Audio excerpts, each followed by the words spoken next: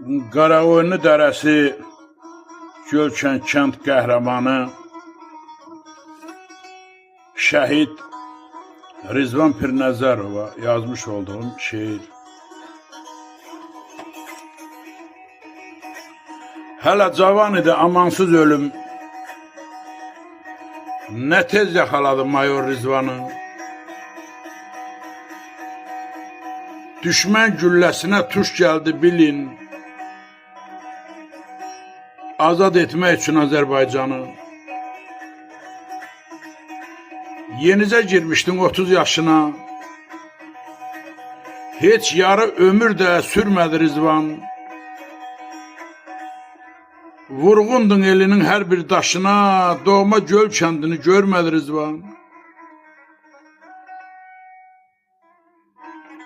Gölçətdə qalmışdın ata məzarı,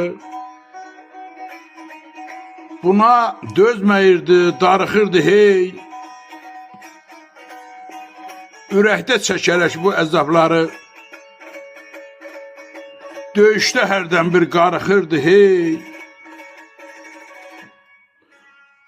Onun yataq yeri səngərlər idi,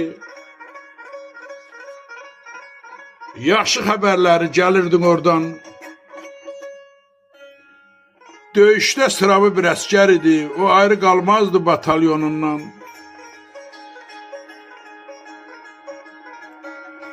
Neçə döyüşlərdən üzü ağ çıxıb,